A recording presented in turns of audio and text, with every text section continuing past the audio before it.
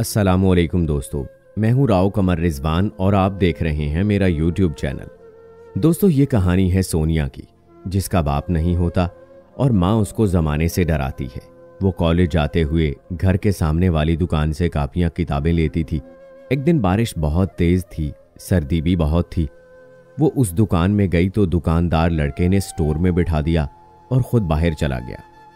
उसका दोस्त आया, उसने दरवाज़ा बंद किया और फिर सोनिया पर वो क़यामत गुजरी जिसका सुनकर आपकी आंखों में आंसू आ जाएंगे।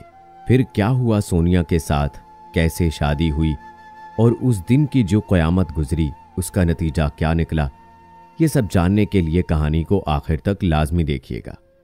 तो चलिए शुरू करते हैं आज की कहानी। जिंदगी बड़ी अजीब है। अक्सर कुछ ना होते हुए भी इसके अंदेशे माँ की नींदें हराम कर देते हैं। मेरे सर पर बाप का साया ना रहा था, तभी माँ रोज जतलाती थी कि बेटी, मुझ बेवा की लाज रखना, भूल कर भी सीधी रास्ते न भटक जाना, कोई ऐसा कदम ना उठाना जो मेरे लिए मौत का प्याम साबित हो। मैं तो सीधी सादी अच्छी लड़की थी, नेक चलन। फिर न जाने क्यों अम्मा मुझको ऐसी बातें सुनाती थी। बाजी से तो ऐसी बातें अम्मी ना कहती थी, खुदा जाने क्यों मुझी को अपने अंदेशे सुनाती। शायद इसलिए कि बाजी घर में रहती थी और मैं को एजुकेशन में पढ़ती थी। हालांकि मैंने कभी किसी लड़के को लिफ्ट नहीं कराई थी। वालिद के बाद जब रखी हुई जमा पूंजी ख़त्म हो गई तो बाजी ने माँ से कहा कि मैं मुलाजमत तलाश करती हूँ, लेकिन उन्होंने इजाज़त ना दी। हालांकि मेरी बहन ग्रेजुएशन कर चुकी थी, मगर माँ को ज़माने से इतना खौफ था कि हम भी उनकी बातों से खौफजदा हो जाते थे। ये तो मामू की हिम्मत थी कि मैं पढ़ रही थी, वरना तो मेरी वहमी माँ वालिद की वफ़ात के बाद मुझको स्कूल से भी हटा लेती। हमारे मामू बहुत अच्छे थे। वो हमारे हमदर्द और मेरी माँ से मोहब्बत करते थे। माँ ने उनसे कहा कि खर्चे की तंगी है, लेकिन समीना को नौकरी कराने से डरती हूँ। ज़माना ख़राब है, घर से भी कदम निकाले तो न जाने क्या हो जाए। मामू बोले, आपा मैं हूँ ना, क्यों फ़िक्र करती हैं। बेशक समीना को नौकरी ना कराएं, मैं हर माह आपको खर्चा देता रहूंगा। आप बस बच्चियों को उनके घर का करने की फिक्र करें। मामू कोई ज़्यादा अमीर आदमी न थे, मुलाजमत करते थे, वाजबी तनख्वाह थी। वो अपने बच्चों का पेट काट कर हर माह खर्च के लिए मेरी वालदा को रकम देते। उस रकम से जूं तू हमारे रोज़ो शब इज्जत से गुजर रहे थे। हमने अपनी बहुत सी ख्वाहिशों को दबा लिया था कि रोज़ी रोटी पूरी होती रहे। इजाफी चीज़ों का क्या करना कि जिनके बगैर भी हम सांस ले सकते थे। मेरी एक क्लास फेलो जो जमात में मेरी हम नशिस्त भी थी, एक दिन कहने लगी कि तुम ये ख़त अपने पास रख लो, बाद में ले लूँगी। मैं उसे अपनी बहन से छुपाना चाहती हूँ। मैंने ख़त लेकर अपनी कापी में रख लिया। ना तो पूछा किसका है और ना ही उसको खोलकर पढ़ा कि मेरी सहेली की अमानत थी। हमारे घर के सामने शर्जील की दुकान थी। उसको हमारे हालात का इल्म था, लिहाजा हम लोग उससे उधार पर भी सौदा मंगवा लेते थे। वो खाते में लिख देता और जब मामू पैसे देते उसका कर्जा चुकता कर दिया करते। उसकी दुकान पर सभी अशिया मिलती थी। एक तरह से वो जनरल स्टोर भी था। एक कोने में उसने स्टेशनरी का सामान भी रखा हुआ था। मुझे जब register, copy, pencil, ball pen वगैरह की ज़रूरत पड़ती, करीब होने के सबब उसकी दुकान से ख़रीद लिया करती थी। उस रोज़ मुझे कापियाँ ख़रीदनी थी। कॉलेज से सीधी उसकी दुकान पर चली गई तो वहाँ खर्च जो मेरी कापी में रखा हुआ था वहीं गिर गया। मुझे पता ना चला। अगले रोज़ कॉलेज गई तो ख़त मेरी सहेली ने मांगा। मैंने कापी निकाली, ख़त उसमें नहीं था। सब कापियों को देख लिया, ना मिला। बहुत परेशान हुई। उससे माजरत की कि शायद घर पर रह गया है, कल ला दूंगी। कॉलेज से सीधी शर्जील की दुकान पर गई। इससे पहले के ख़त के बारे में पूछती, उसने खुद ही कहा कि कल आप गिरा गई थी, ये लीजिए अपनी अमानत। ये कहकर उसने तह किया हुआ कागज़ मुझे दे दिया। घर आकर मैंने ख़त को खोला कि देखूं किसका है और इसमें क्या लिखा है। सोच यही थी, यकीनन इसे शर्जील ने भी पढ़ा होगा। क्या खबर इसमें कोई ऐसी वैसी बात लिखी हो। जब कागज़ को खोला तो ये देखकर गुस्सा आ गया कि शर्जील ने ख़त बदल दिया था। उसने मेरे नाम ख़त लिख दिया था, जिसमें बड़े रोमानवी किस्म के जुमले लिखे थे और मेरी तारीफ भी की थी। शर्जील के इस हरकत पर काफ़ी दिन कोफ्त खाती रही, मगर उसकी दुकान पर न गई। वो ख़त अलबत्ता मेरी कापी में रखा था। सहेली को तो सारा हाल बताकर माजरत कर ली, लेकिन बाजी क्या क्या करती। जिन्होंने मेरे कमरे की सफाई करते हुए कापी से खत निकाल लिया था। अब वो मुझको धमकाती थीं कि तेरा ये खत मैं मामू को दिखा दूंगी। मामू से मैं बहुत डरती थी, लिहाजा अगले रोज मुझे शर्जील की दुकान पर जाना ही पड़ा। मैंने उसे कहा कि तुम्हारी इस हरकत की वजह से मुझे कितनी परेशानी उठानी पड़ी है। अब तुम्हारा खत बाजी के पास है और जब मामू आएंगे वो उनको जरूर दिखाएंगी। बजाय परेशान होने के वो हंसने लगा। बोला, बस इतनी सी बात पर घबरा गई हो? परेशान ना हो, तुम्हारी बाजी ऐसा हरगिज नहीं करेंगी। वो महज धमका रही हैं। बहरहाल क्या करती, उसकी तिफल तसल्लियों पर उसको बुरा भला कहकर आ गई। उसने मुझसे माफ़ी भी मांगी, मगर मेरा गुस्सा कम ना हुआ। काफ़ी दिन उसके बाद मैं शर्जील की दुकान पर न गई, लेकिन फिर ज़रूरत की चीज़ों की खातिर जाना ही पड़ा कि घर के नज़दीक यही एक दुकान थी। दुकान पर दोबारा जाने से झिझक टूट गई। उसने भी माफ़ी मांग ली थी और मेरी सहेली वाला ख़त भी दे दिया। मैंने दिल साफ कर लिया। ये भी मजबूरी थी कि सौदा उधार उससे लेते थे। बाज़ दफ़ा ऐसा भी होता कि एक पैसा घर में ना होता और मेहमान आ जाते तो मैं दौड़कर जो सामान दरकार होता ले आती। उसने उधार सौदा सलफ देने पर भी इनकार ना किया था। वो मुझे अच्छी लड़की समझता था और मैं भी उसको अच्छा इंसान समझती थी। कभी उसने बदतमीजी वाली कोई बात की ही ना थी। शायद उस खत में कुछ ऐसा लिखा होगा कि उसको ये जुर्रत हुई कि सोनिया के मोहब्बत नामे आते हैं तो मैं भी क्यों ना लिख दूं। बाद में मैंने उसे बता दिया था कि मेरा नहीं, मेरी सहेली का खत था, तो उसने गालबन यकीन कर लिया, क्योंकि अब वो पहले जैसा सीधा सादा शरीफ बनकर पेश आने लगा। बताती चलूं कि मेरी मंगनी मामू ने अपने एक रिश्तेदार के लड़के मुशर्रफ से बचपन में कर दी थी। रस्म मंगनी बहुत खामोशी से हुई थी, हत्ता कि वालिदा ने पड़ोसियों को भी नहीं बुलाया था। उनका ख्याल था कि वावेला करने से मंगनियां टूट जाती हैं, लिहाजा तभी बुलाएंगे जब शादी का मौका आएगा। मेरी मंगनी का इल्म शर्जील को भी नहीं था। एक रोज उसने मुझसे कहा कि ईद का मौका है, जी चाहता है कि तुमको कोई तोहफा दूं, क्या कबूल कर लोगी? नाराज तो ना होगी? उसने ये बात इस तरह लजाकर कही कि मैंने कह दिया, अच्छा दे दो, मैं नाराज ना होंगी। कहने लगा, वादा करो कि नाराज ना होगी। अरे भाई, तोहफे में नाराज होना कैसा? अगर कोई ले तो ठीक, वरना ना ले, नाराजी का क्या जिक्र है।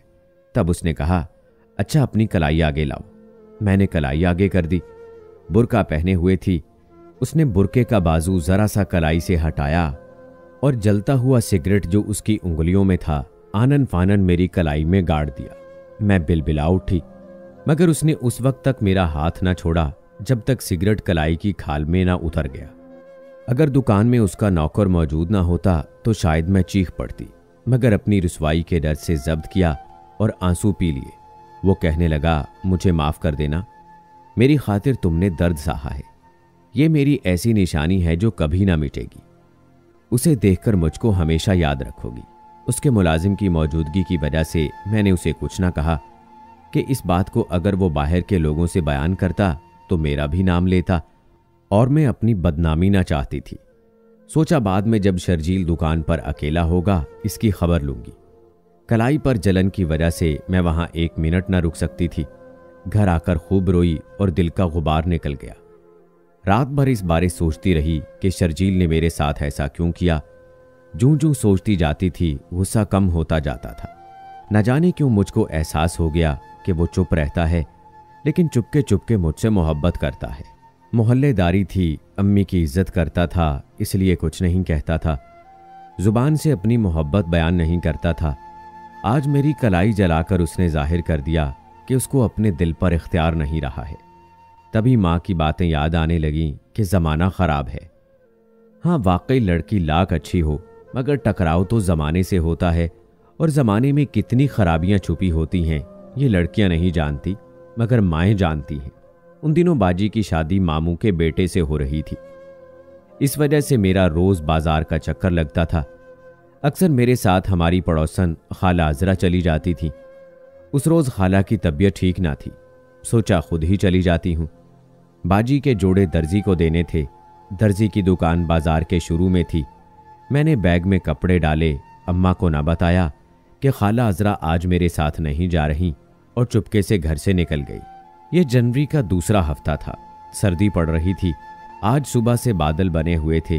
अभी मैं आधे रास्ते में थी कि बारिश हो गई और सेकंडों में तेज से तेज तर होती गई। मुझे कल से कुछ हरारत महसूस हो रही थी, सोचा बुखार ना आए। सर में दर्द भी महसूस हो रहा था। बारिश में भीगने से कपकपी शुरू हो गई। सामने शर्जील की दुकान थी।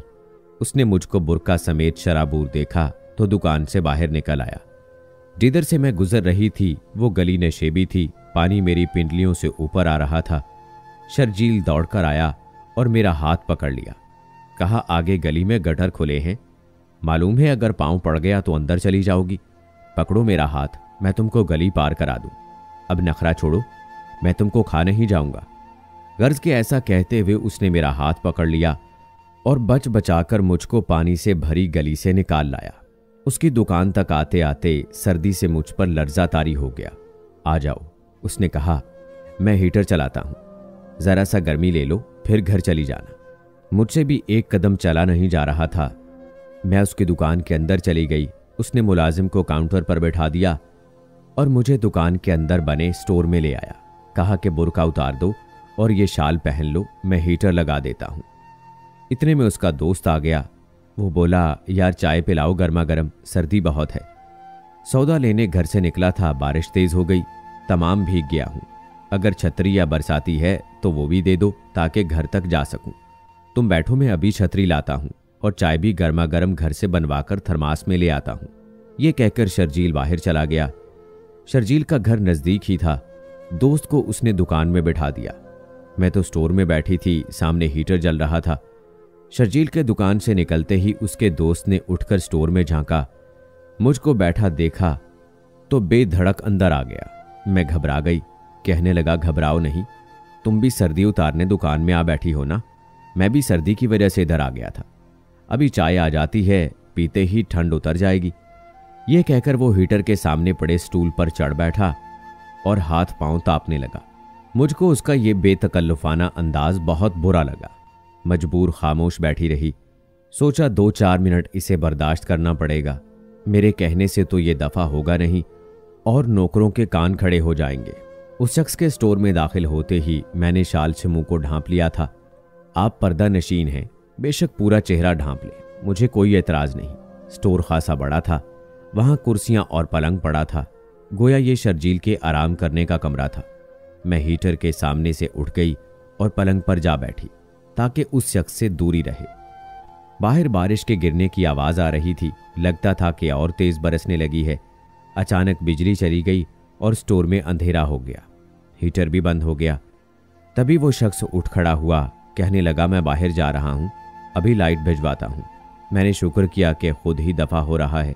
वो दरवाजे तक गया ही था कि अंदर से चटखनी चढ़ाने की आवाज सुनाई दी। इससे पहले कि मैं कुछ समझती वो मेरे करीब आ चुका था। तभी उसने मेरे मुंह पर हाथ रख दिया और ऐसी मुसीबत गुजर गई कि जो उम्र भर का रोग हो गई। इससे पहले कि मेरे हवास दुरुस्त होते वो दरवाजा खोलकर जा भी चुका था। उसके जाने के थोड़ी देर बाद शर्जील चाय के थर्मास लेकर आ गया। नौकर ने उसको बता दिया कि आपके दोस्त अभी अभी चले गए हैं। जब वो थर्मास लेकर अंदर आया तो मैं रोते हुए कपकपा रही थी। उसने बैटरी लाइट दुकान से लाकर स्टोर में रखी और कहा कि अभी तक कांप रही हो और चाय पी लो, मैं तुमको घर पहुंचा आता हूं। बड़े भाई की गाड़ी ले आया हूं। बिजली जाने से हीटर तो बंद हो गया, भला सर्दी कैसे उतरती। मैंने चाय ना पी, बड़ी मुश्किल से बस इस कदर कह पाई, मुझे तेज बुखार चढ़ गया है, तुम मुझे घर पहुंचा दो। तुमने इतनी देर लगा दी, अकेला मुझे छोड़कर जाने की क्या जरूरत थी। दोस्त ने चाय का कहा तो सोचा कि तुम्हारे लिए घर से भैया की गाड़ी भी ले आता हूं। उसको मैंने उसके दोस्त के बारे में ना बताया और ये भी नहीं कि मेरे साथ क्या हुआ।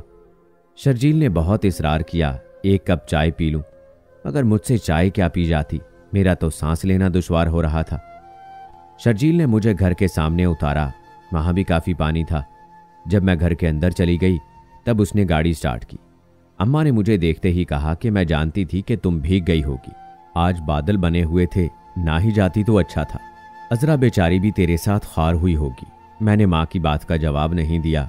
कमरे में जाकर गिले लिबास को तब्दील किया और लिहाफ में घुस गई। लिहाफ में घुसते ही मैं बेहोश हो गई, जैसे किसी डरावने ख्वाब से डर गई हूं। होश आया तो भी डरावने ख्वाब का असर कायम था। पलकें भीगी हुई थीं, जाने कब तक ये पलकें तकिए को भिगोती रहीं। एक बारिश आसमान से गिर रही थी और एक बरसात मेरी आंखों से हो रही थी। न जाने कब नींद ने मुझ पर तरस खाया और मुझे अपनी आगोश में लिया। इसके बाद मेरी जिंदगी का धारा, सोच, समझ, सुध बुध हर शय बदल गई। जिसने मुझे लूटा, मैं तो उसका चेहरा भी ना देख पाई थी। जाने ये किस जुर्म की सजा थी जो मुझे मिली। इतनी बुज़दिल हो गई कि शर्जील तक से ना कह सकी कि तुम क्यों मुझे अपनी दुकान में ले गए थे। इससे तो अच्छा था कि मैं दुकान के बाहर गिर पड़ती और सर्दी से मर जाती। उस रोज के बाद मैंने शर्जील की मनहूस दुकान में जाना छोड़ दिया। उस दुकान के सामने से गुजरने से मुझको वहशत होती थी। कभी मेरा मंगेतर आ जाता तो मैं कमरे में छुप जाती। मुझ में उसका सामना करने की हिम्मत ना रही थी। वो बचपन से मेरा मंगेतर था, मुझसे मोहब्बत करता था। वो और मैं कई बार घर में अकेले भी रहे थे, लेकिन कभी उसने मैली आंख से ना देखा। वो मुझको अपनी इज्जत समझता था। वो हैरान था कि उसको क्या हो गया है। वो दिन भी आ गया जब मैंने अपने अंदर घबराहट को महसूस किया।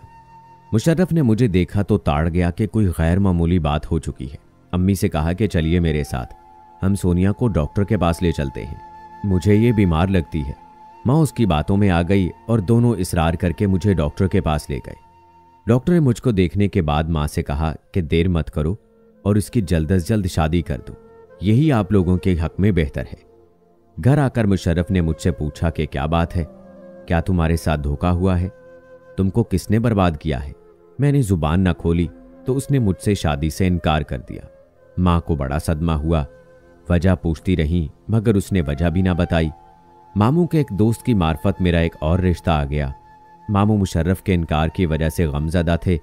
उन्होंने मुझसे पूछा कि ये दूसरा रिश्ता आया है, आदमी शरीफ और खुशहाल है, मगर उम्र में तुमसे 12-15 साल बड़ा है, तुमको एतराज़ ना हो तो हम इसको हाँ कह दें। मैंने जवाब दिया, आप जो फैसला करेंगे मुझे मंजूर होगा। मामू और अम्मी ने झटपट मुझको उस शख्स से ब्याह दिया कि क्या खबर और रिश्ता कब मिले। शादी की रात में डरी सहमी बैठी थी कि अब मेरा क्या बनेगा। मेरे दुल्हा ने घूंघट उठाते ही कह दिया, मैं शादी के काबिल ना था मगर माँ ने मजबूर कर दिया। तुम मेरा ये राज किसी पर जाहिर ना करना। मैंने वादा कर लिया कि मैं कभी आपका राज फाश ना करूंगी। मैंने उस पर रहम किया तो उसने भी मुझ पर रहम किया और मेरा राज किसी पर फाश ना किया, क्योंकि मैंने अपने ऊपर गुजरी क़यामत का वाक़या उसको बता दिया था। उसने कहा, मैं तुमको उम्र भर औलाद ना दे सकता था, मगर खुदा के कामों में किसी का दखल नहीं। औरत फिर औरत होती है, वो माँ बनती है तो सब कुछ भूल जाती है। मैं भी शान को पाकर अपनी भूल को भूल गई, लेकिन ये मेरी भूल ना थी। मैं मुजरिम थी और ना गुनाहगार। जो मुजरिम था मुझे यकीन है कि वो ज़रूर खुदा की पकड़ में आया होगा। मेरे लिए तो खुदा ने मेरे शौहर को फरिश्ता बनाकर मुझसे मिला दिया, जिसने मुझे और सलमान को कबूल कर लिया, क्योंकि उसने मुझसे पहले रोज़ इल्तिजा की थी कि मेरा भरम रखना, और मैंने उसका भरम रखा, क्योंकि मुझको भी तो उससे यही कहना था कि तुम भी मेरा भरम रखना। सो हम दोनों ने एक दूसरे का भरम रखा। मेरी सास हमारी शादी के 6 माह बाद वफात पा गई। वो कैंसर की मरीज़ा थी। मेरे शौहर ने 15 साल तक शान का खर्चा उठाया, फिर वो वफात पा गए। अम्मी भी अल्लाह को प्यारी हो चुकी हैं, मगर मैं शान के सहारे जिंदा हूँ, उसके लिए जीती हूँ। सोचती हूँ कि मेरे रब के फैसले न्यारे हैं। जब वो किसी को बचाना चाहता है तो कैसे कैसे सबब बना देता है। खुदा ने मेरी इज्जत रखी, मेरे शौहर की भी इज्जत रखी, और हम दोनों को एक दूसरे की चादर बना दिया कि हमको रुसवा ना किया। वो कितनी बड़ी अजीमो शान हस्ती है कि बड़े बड़े ऐब ढक लेती है, और हम इंसान कितने छोटे हैं जो तिनके को भी शहतीर बना देते हैं। आज शान जिंदा है, खुदा की शान है, खुदा की दी हुई जिंदगी जी रहा है। खुदा ने उसको भी इस दुनिया में आने देना था, जिंदा रखना था, तो ही मेरी और वहीद की शादी हमारे मुकद्दर में लिख दी। वरना जाने क्या हालात होते कि मैं भी जिंदा रहती या नहीं। न जाने हम लड़कियों की तरबियत पर तो जोर देते हैं, पर लड़के क्यों इससे महरूम रह जाते हैं। मेरी गलती ये ज़रूर थी कि मुझे सीधा घर जाना चाहिए था। ना मैं शर्जील की दुकान पर जाती, ना ये सब होता। लेकिन अगर उसकी तरबियत अच्छी होती तो वो भी भेड़िया ना बनता, और ना मुझे जिंदगी भर का ये रोग लगता। बेशक दोस्तों, ज़माना ख़राब है, ये तो सभी कहते हैं, लेकिन ख़राब किया किसने? इसके ज़िम्मेदार भी तो हम खुद हैं। लड़कियों की तरबियत के साथ साथ लड़कों की अच्छी तरबियत भी ज़रूरी है। आपकी क्या राय है दोस्तों? इस कहानी से आपने क्या सबक सीखा और इस कहानी में आप किसको गलत समझते हैं? कमेंट बॉक्स में ज़रूर बताएं। मज़ीद ऐसी वीडियोज़ के लिए मेरे चैनल को सब्सक्राइब कर लें। मिलते हैं अगली वीडियो में। अल्लाह हाफिज़।